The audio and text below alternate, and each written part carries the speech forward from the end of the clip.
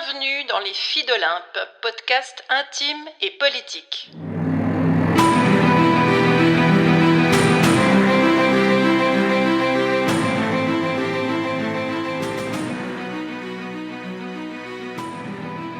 C'est reparti pour le défi J'envoie 2024. Chaque jour de janvier, un épisode et une contrainte narrative pour stimuler notre imagination, se lancer un pari et aiguiser votre acuité et peut-être votre fidélité. J'y participe pour la seconde fois avec une quarantaine de collègues de l'Académie du podcast. Je vous bricolerai des histoires et des rencontres, tout spécialement pour les filles d'Olympe que vous êtes, tout en vous lançant, bien sûr, quelques défis. C'est parti ? La contrainte narrative du jour étant débattre avec un entrepreneur d'un sujet choisi par les auditeurs, j'ai modifié tout ceci en rencontrer la reine Elisabeth et lui parler un peu de sa vie, en lien avec notre salon créatif qui démarre tout bientôt et dont elle est l'invitée d'honneur. Ça donne ceci. Bonjour, chère Elisabeth. Merci d'accepter de me consacrer un peu de temps de là où vous êtes. Oh, bonjour, je suis ravie. Je m'ennuyais un peu pour tout vous dire avec les anges et tous les saints. Vous tombez bien. Que voulez-vous savoir? Vous ne le savez certainement pas, mais vous avez été désignée fille d'Olympe et vous serez au cœur d'un salon de créativité et d'écriture très bientôt. Ce sera en ligne, vous pourriez même le suivre de là où vous êtes, si vous voulez. Quel honneur, thank you. Mais qu'est-ce que ça veut dire, être une fille d'Olympe? C'est être considéré dans la lignée symbolique de Olympe de Gouges. Olympe, c'était une révolutionnaire française qui a été guillotinée en 1793. Je ne sais pas quelle formulation vous préférez. C'était 2 mois à peine après Marie-Antoinette, vous savez, la reine Marie-Antoinette, votre collègue, si on peut le dire comme ça. Elle avait d'ailleurs, Olympe, écrit à Marie-Antoinette, dans la préface d'un de ses derniers textes, qui s'appelait la Déclaration des droits de la femme et de la citoyenne. On était en 1791, et c'était 2 ans après la Déclaration universelle des droits de l'homme et du citoyen. C'était en écho. Et elle lui demandait, dans sa lettre, donc Olympe de Gouges demandait à Marie-Antoinette de défendre le droit des femmes à ses côtés, même si elle n'était pas de sang royal, Olympe, et que donc elle s'adressait à la reine Marie-Antoinette, c'était un petit peu bizarre. Hein. Mais elle se disait que parce qu'elles étaient femmes toutes les deux, elles avaient peut-être des choses communes à régler ensemble, ou en tout cas à revendiquer ensemble. OK. Mais moi, vous savez, je n'ai pas beaucoup défendu le droit des femmes. Ou alors, sans vraiment le vouloir. Vous savez, la monarchie anglaise ne s'exprime jamais. Et puis, le prince Philippe a surtout fait de moi une cocu. Cocu, c'est bien ainsi que vous le dites en français? Oui, mais vous avez été une grande inspiration pour beaucoup de générations de femmes. Vous avez été reine quand même, c'est pas rien. On vous a vu partout. Vous aviez ce pouvoir-là, le pouvoir d'être vue, le pouvoir d'être écoutée, le pouvoir de parler, de vous exprimer, même si vous l'avez pas fait beaucoup. À une époque où les femmes, en général, elles se montraient pas énormément. Hein. Souvenez-vous, hein, quand vous êtes montée sur le trône, il n'y avait pas beaucoup de femmes à des postes importants. Alors non seulement elles se montraient pas, mais surtout elles montaient sur aucun trône. Et vous-même, vous avez bien failli n'arriver sur aucun trône, puisque votre accession à la royauté, ça a été une succession de bugs, comme on dirait aujourd'hui. D'abord, il y a eu votre oncle Édouard qui a abdiqué par amour, votre père qui a pris la suite, parce qu'il fallait bien un roi, et puis ensuite vous, qui n'aviez pas de frère. Et donc vous avez passé devant tout le monde. Mais si vous n'aviez eu qu'un seul frère et qui n'était peut-être pas l'aîné, c'est lui qui vous aurait passé devant. Parce que la loi sur les successions, le droit de succession à cette époque, il était comme ça. Puis comme vous le savez, il a été modifié en 2013. Mais maintenant, tous les aînés de la famille royale anglaise sont des garçons. Donc on n'est pas prêt de revoir une fille sur le trône. Oh oui, peut-être, vous avez raison. Il faut dire que j'avais été formée et que je savais que je serais reine un jour. Mais quand il a fallu expliquer à Philippe que désormais il marcherait 3 pas derrière moi toute sa vie, ça a été un peu rugueux. On peut dire ça, n'est-ce pas? Rugueux. Oui, on peut le dire. On peut le dire. Vous avez tout contourné. Vous avez contourné toutes les règles impossibles à transgresser. Un peu comme ça, hein, presque malgré vous, on pourrait dire. Et puis, vous vous êtes retrouvé face à Winston Churchill. C'était votre premier ministre quand vous êtes monté sur le trône. On était le 6 février 1952, je sais ça date un peu, mais vous vous en souvenez certainement, comme si c'était hier, parce que la cérémonie, c'est la première fois qu'elle a été retransmise à la télévision, dans les conditions de l'époque, donc c'était pas tout à fait des images aussi précises que celles qu'on peut avoir aujourd'hui. Enfin, quand même, ça a été une journée extrêmement importante, hein, et on sait qu'elle a pesé dans votre parcours. Et vous aviez 25 ans, vous. Vous veniez de perdre votre papa, vous étiez en voyage et vous avez dû rentrer en catastrophe parce que tout à coup, vous êtes devenue reine, comme ça, d'une seconde à l'autre, alors que vous n'étiez pas tout à fait préparée à prendre ce poste aussi rapidement. Et on a raconté que Churchill, qui avait 52 ans de plus que vous, il vous avait tout appris. Mais en réalité, il y a une autre vérité qui apparaît, visiblement. C'est qu'il a été largement impressionné par vous. Oh, il n'était pas question de briller ainsi. Je ne sais pas si vous le savez, mais Winston a pleuré quand il m'a accueilli en reine. Il était très sensible et pleurait souvent. Et je crois qu'il m'a tout de suite respecté. Ainsi, j'ai pu faire mes premières armes de reine avec lui en Premier ministre. Et nous nous sommes appris beaucoup mutuellement, je pense. En tout cas, pas question de le voir comme un mentor. Ça, c'est certain.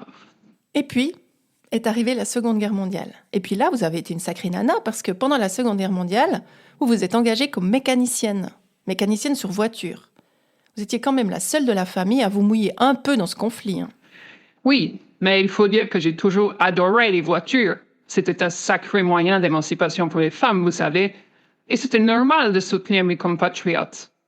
J'ai adoré conduire, même si je n'ai jamais eu le permis. Détail, n'est-ce pas? Je conduisais partout, tout le temps. Et même avec le roi Abdallah d'Arabie Saoudite, quand il est venu me voir en 2003, alors que dans son pays, les femmes n'avaient pas le droit de prendre le volant. J'ai profité pour appuyer un peu sur le champignon. Je crois que c'est comme ça que vous dites. Il a eu une de ces trouilles. On s'amuse comme on peut, vous voyez. Oui, je vois bien. Et ce que je vois aussi, c'est que durant votre règne, vous avez vécu l'arrivée de la contraception, la possibilité d'avorter, la loi anti-discrimination au travail pour les femmes, et puis des mesures de protection pour les victimes de violences conjugales. Donc, il y a eu d'énormes avancées féministes durant les années de votre règne. Bon, faut dire que vous avez régné longtemps, 70 ans, c'est un bail. Oh, je me suis beaucoup réjouie de tout ceci. Beaucoup. J'étais aux premières loges pour suivre ces évolutions. Et voir les femmes émerger comme ça, c'était très jouissif. Dieu m'en garde, mais je crois que c'est quand même le bon mot. Jouissif. Oui, mais vous savez, ce qui nous intéresse dans ce salon, c'est pas seulement votre éventuel féminisme, même si, évidemment, que nous sommes ravis de voir qu'il y a cette fibre qui vibre en vous et qu'on la connaît, cette fibre. Même si vous avez toujours été très prudente dans vos prises de parole. Mais ce qui nous intéresse, nous, ici, c'est aussi votre famille. Votre arbre généalogique, parce que vous savez, vous êtes issu d'une famille royale, ce qui fait que votre arbre généalogique est très très bien documenté, très bien suivi, de génération en génération. Donc il remonte très très haut, votre arbre. Et ça, c'est extrêmement inspirant pour nous et on a envie de s'inspirer de votre arbre, s'inspirer de votre vie pour réfléchir à la nôtre. Alors évidemment, nous n'avons pas été reines, mais nous avons peut-être des envies, nous avons peut-être des sujets sur lesquels on a envie de se profiler. Il y a peut-être des choses dans notre famille qu'on a envie d'honorer, et puis d'autres qu'on aurait plutôt envie de laisser de côté. Et donc, ça nous permettra de regarder notre arbre généalogique, notre histoire familiale, les loyautés peut-être qui sont à l'œuvre, un peu différemment que ce qu'on ferait si nous étions simplement face à notre propre arbre sans autre comparaison. Avec votre arbre à vous, il y a tellement de richesse à l'intérieur qu'il y a plein de choses à aller chercher.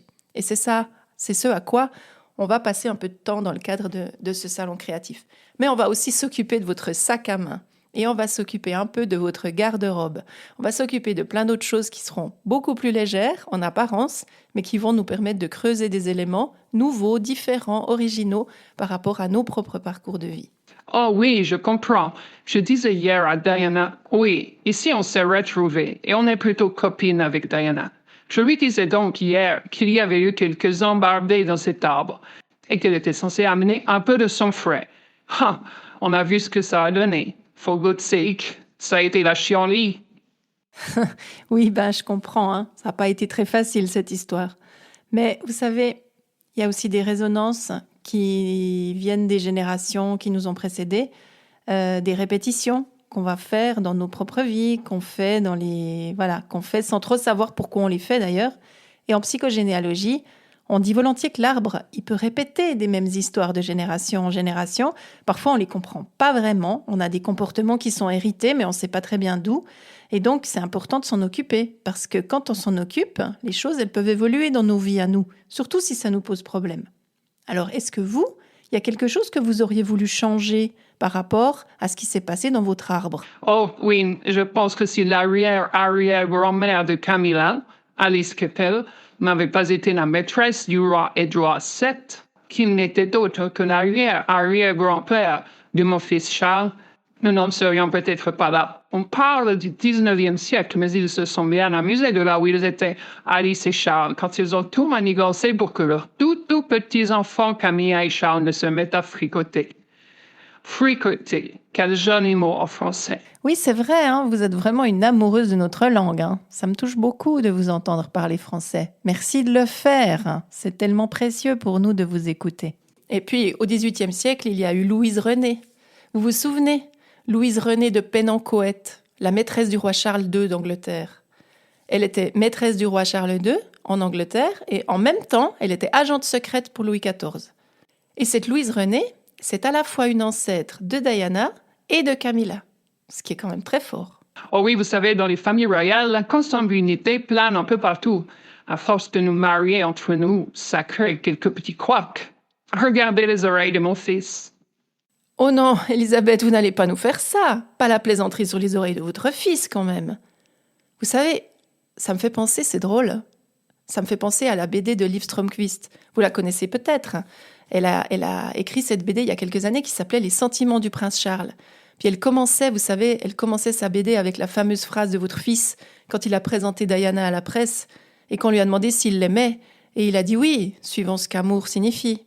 Quelque chose comme ça. Une petite coquine, celle-ci, de tout voir avec un œil tellement critique et acéré. Mais elle a raison. Mon idiot fils ne devait pas dire qu'il aimait Diana, quel que soit le sens du mot amour. C'était une telle bêtise. Bon, revenons à vous. Vous savez que dans notre salon, on va célébrer notre Queen Attitude. Vous pouvez nous donner un truc un peu secret que vous avez fait en cachette de tout le monde pour célébrer le fait que vous étiez reine? Oh, je peux dire que je me suis bien amusée avec ma garde-robe. J'ai eu plein de créateurs et de créatrices de mode qui étaient à mes pieds et qui ont inventé des tenues pour moi. Il me fallait mettre un peu de joie dans cette histoire, car parfois, je devais me changer jusqu'à 5 fois par jour. Mais vous savez, ce que j'aurais aimé plus que tout, ça aurait été d'être une dame vivant à la campagne avec beaucoup de chevaux et de chiens. Ça aurait été ma vie préférée. Oh, mais mon Dieu, je vois toute une flopée de copines qui vous appellent. Oh, c'est pour notre bowling du jour. Je ne sais pas si vous le saviez, mais j'adore ça. Au revoir. Bon, merci beaucoup Elisabeth. Espérons que vous gagnerez la partie. Et voilà, pendant qu'Elisabeth part faire sa partie de bowling, moi je suis là pour vous dire merci de nous avoir écoutés jusqu'au bout, pour vous dire aussi que si ce salon créatif vous intéresse, vous en trouverez les références et les informations en note d'épisode, et surtout pour vous dire à demain, en vous répétant, comme vous le savez parfaitement, qu'il y a des étoiles et que si cet épisode vous a plu, vous pouvez en ajouter quelques-unes.